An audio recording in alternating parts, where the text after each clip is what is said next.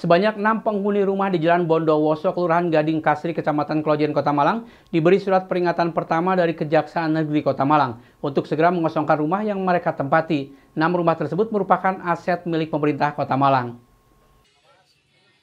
Surat peringatan tersebut dibuat berdasarkan kesepakatan antara Kejari Kota Malang dan Badan Keuangan dan Aset Daerah Kota Malang, Bagian Hukum Pemkot Malang, Inspektorat dan Kantor BPN Kota Malang. Surat peringatan ini langsung diberikan kepada para penghuni rumah tersebut. Peringatan bagi 6 penghuni rumah ini untuk mengamankan aset berupa barang milik daerah pemerintah Kota Malang. Kasih Intelijen Kejari Kota Malang Eko Budi Susanto mengatakan bahwa semua penghuni rumah telah dipastikan menerima surat tersebut dan para penghuni rumah segera ada tindak lanjut dengan pengosongan. Lebih jauh, Kasih Intel Kota Malang menjelaskan bahwa 6 rumah tersebut merupakan aset barang milik daerah pemerintah Kota Malang. 6 rumah ini merupakan aset hibah dari Kementerian Keuangan Kantor Pelayanan Perbendaharaan Negara Malang kepada pemerintah Kota Malang pada 17 Oktober 2017 lalu. Setelah diberikan peringatan, saat ini pihaknya akan menunggu terlebih dahulu untuk tindakan selanjutnya. Terkait penghuni rumah melaporkan ke BKAD Kota Malang atau Kejari Kota Malang untuk langkah yang diambil setelah mendapatkan surat peringatan pertama tersebut. Ke tempat Jalan Bondowoso, di situ kami menyerahkan surat peringatan pertama yang intinya agar untuk segera meninggalkan mengosongkan rumah tersebut. Adapun kegiatan itu ada 6 rumah yang kami kasih peringatan. Itu ada 6 rumah, yang 4 sudah diterima sama penghuninya situ, yang 2 kebetulan kosong. Yang disengketakan seperti apa sih, Dan? Itu sebenarnya tanah itu awal mulanya rumah itu adalah milik dari perumahan dari Kementerian Keuangan atau di KPPN, dihibahkan ke Pemkot Kota Malang tahun 2017. Setelah menjadi aset Pemkot Kota Malang, maka rumah itu akan diminta oleh Pemkot Kota Malang. Untuk selanjutnya seperti apa, Dan? Adapun selanjutnya yaitu surat peringatan itu berlaku 30 hari untuk segera dikosongkan. Ketika tidak dikosongkan dalam 30 hari lagi, kita lagi kasih peringatan lagi, surat peringatan lagi. Setelah itu nanti kalau sampai 3 kali peringatan tidak diindahkan, ya nanti kami akan segera kosongkan. Karena itu akan digunakan untuk Pemkot Kota Malang, karena kemarin kan ditempati oleh ahli waris dari penghuni rumah tersebut. Simon Alfredo melaporkan.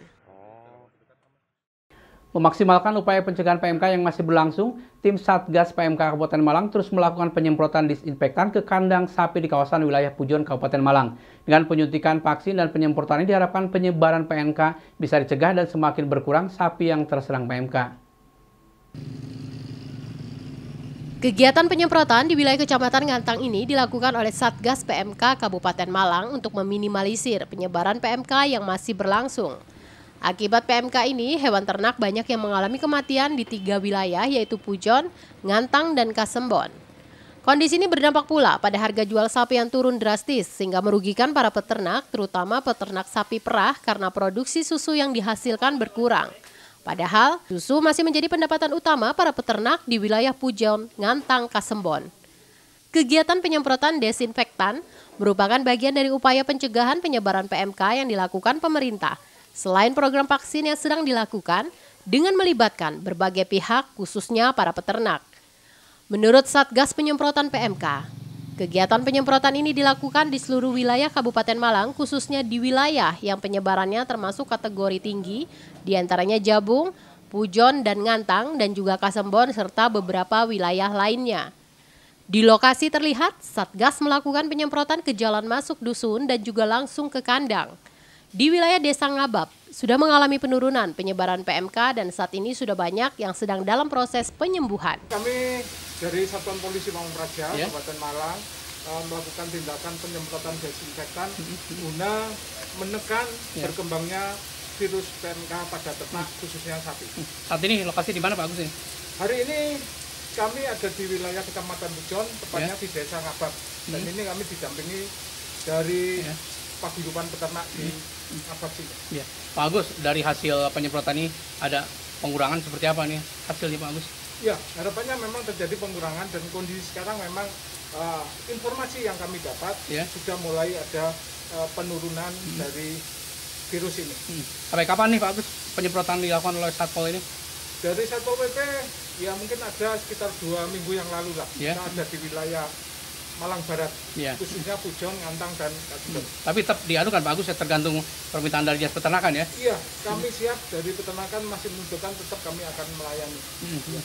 Dari Satpol memang berharap virus ini segera berlalu dan masyarakat pun bisa, masyarakat pengusaha ternak bisa menjadi ternak kembali normal.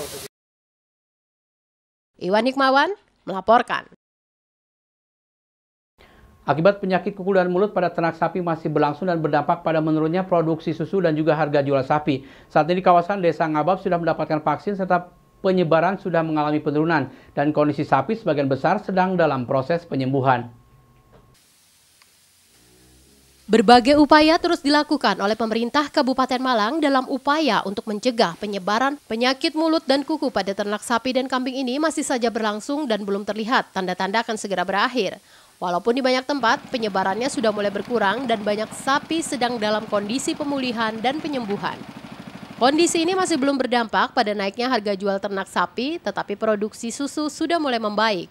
Turunnya harga jual itu terjadi diduga karena belum dibukanya pasar hewan sehingga transaksi jual beli masih terbatas.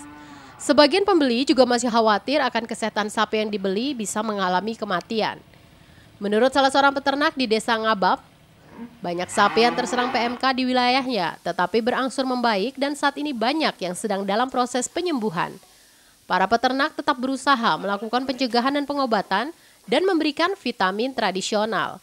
Terus menjaga kebersihan kandang, serta memisahkan sapi yang terindikasi terserang PMK agar tidak menular ke sapi lainnya. Berapa banyak Pak yang kena di sini sapinya Pak? Banyak.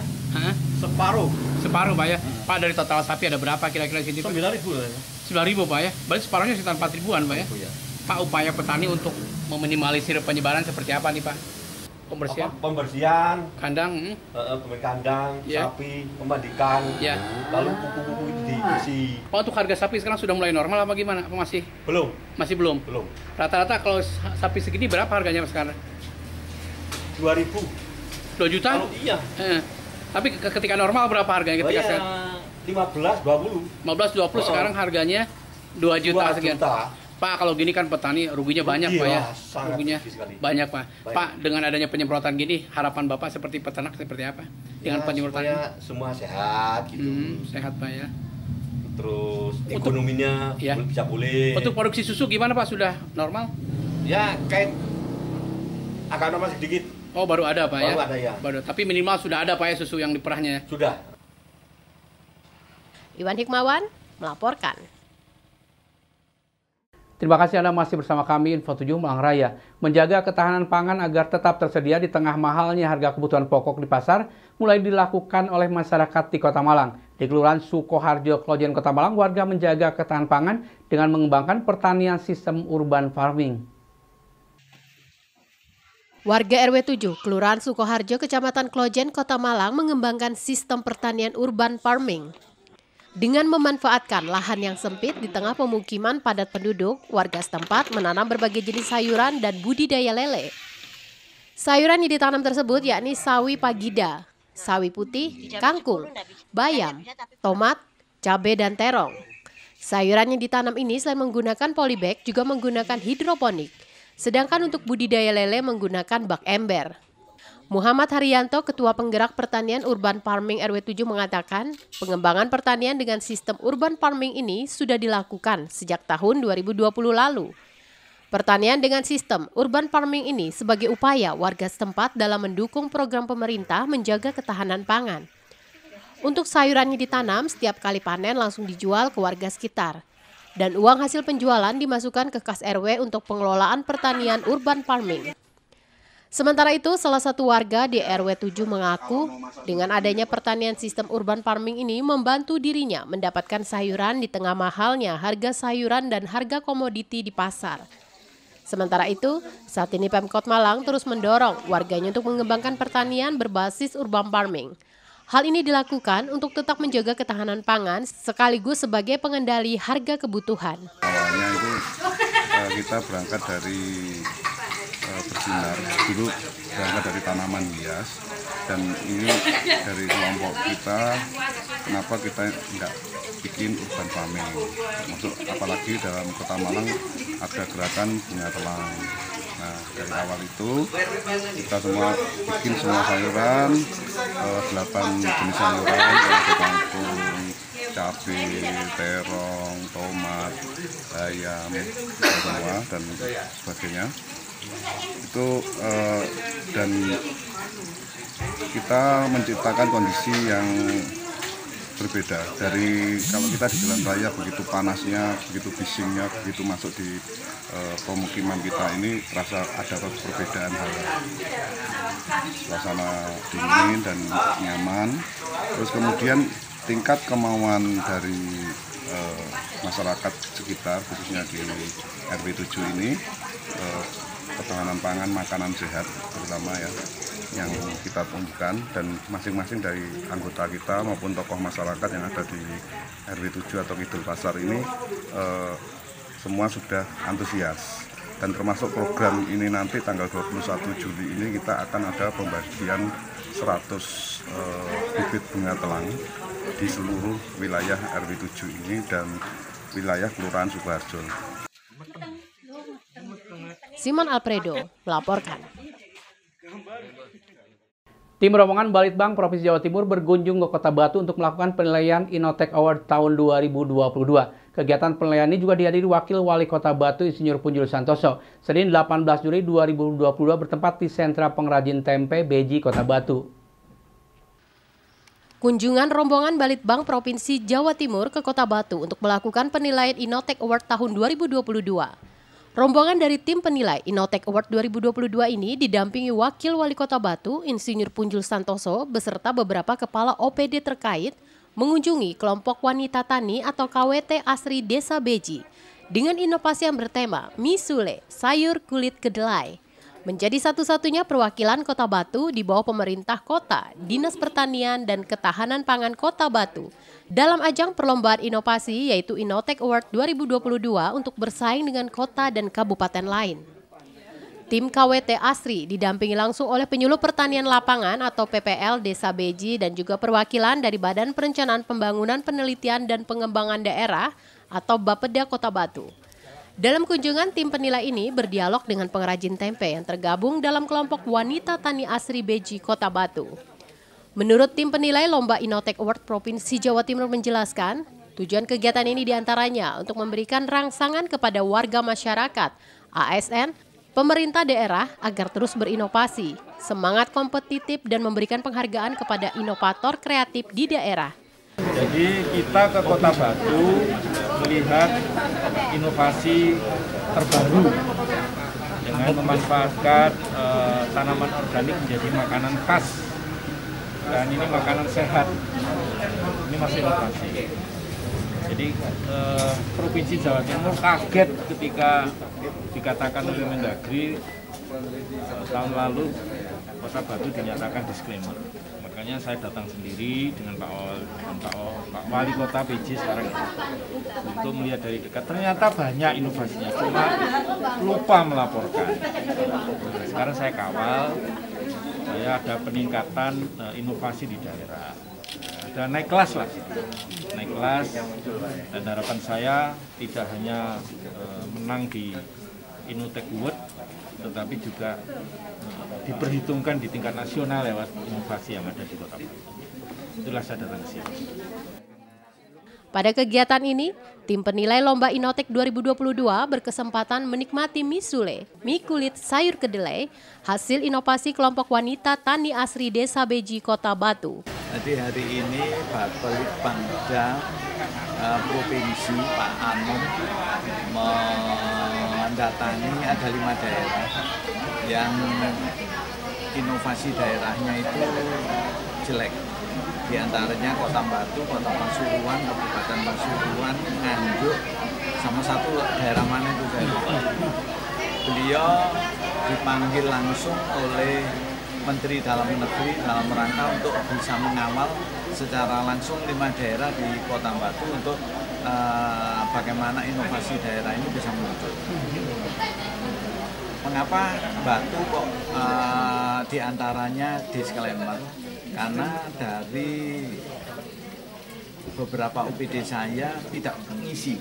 Contohnya Bapelik Banda belum mengisi, berikutnya Pak Kori, terus ada 4 hal itu saya yang tidak diisi. Dipikir mungkin sama teman-teman OPD bahwa inovasi itu adalah bentuknya lomba, padahal enggak, ini enggak. Nah, jadi beda, yang lomba itu memang ada inovasi daerah yang lomba itu di salah satu OPD saya, tetapi kalau di Bapelik Banda yaitu memang contohnya semacam hari ini bahwa bagaimana di Beji ini yang 1 hari itu 7 ton untuk produksi tempe itu 7 ton, berikutnya limbahnya itu ada 7 kintal, 10%-nya. Iwan Hikmawan melaporkan. Terima kasih Anda masih bersama kami Info 7 Malang Raya. Ratusan atlet yang masih berusia dini mengikuti kejuaraan balap pushbike nasional. Kejuaraan nasional balap pushbike ini sebagai ajang penjaringan dan pembinaan atlet sejak usia dini. Kejuaraan balap pushbike nasional diikuti oleh ratusan atlet yang masih berusia dini. Dalam kejuaraan ini terdapat 9 kelas lomba yang diikuti oleh 160 orang peserta umur 2 hingga 7 tahun. Terbagi menjadi 2 kelompok, boys and girls seluruhnya berkompetisi untuk menjadi yang terbaik dalam kompetisi pushbike nasional 2022. Animo masyarakat akan kompetisi pushbike nasional ini terbilang sangat tinggi. Terlihat dari angka peserta yang besar menunjukkan eksistensi pushbike sebagai olahraga kompetitif bagi anak. Kontestan mengikuti lomba saling berpacu, mengalahkan peserta lain dalam melewati jalur trek yang telah disediakan. Masing-masing meliuk, berbelok, dan menikung tajam mengalahkan satu sama lain. Hal ini membuat salah seorang kontestan perempuan asal Malang tertantang untuk mencoba lebih baik dari sebelumnya. Seru dan menantang menjadi daya tarik tersendiri baginya. Hal ini juga memantik semangat orang tua dalam mendukung hobi anaknya agar lebih berkembang. Semangat berlatihan tinggi, penting untuk menumbuhkan daya saing sportif pada anak sejak kecil. Ini ada balap pushbike dari Eksekusi Malang. Kita lagi ada pushbike kayaknya dekatnya nasional ini, Mas. Kenapa Bu ikut gini Bu? Anaknya dibiarin ikut gini? Anaknya suka, pertama anaknya suka. Terus dia semangat banget tiap pagi bangun tidur, kakak mau latihan, iya, dia langsung bilang gitu. Jadi ya udahlah, dia suka, kita dukung sebagai orang tua. Emang dari kecil suka? Dari dia umur 4 tahun. Iya Bu, tadi menang apa Bu? Ikut kelas apa? Tadi ikut kelas FF Agel. Iya. Juara? Belum sih Mas, finalnya belum. Kemungkinan dari yang tadi sih masih di 4. Ya. Simon Alfredo melaporkan.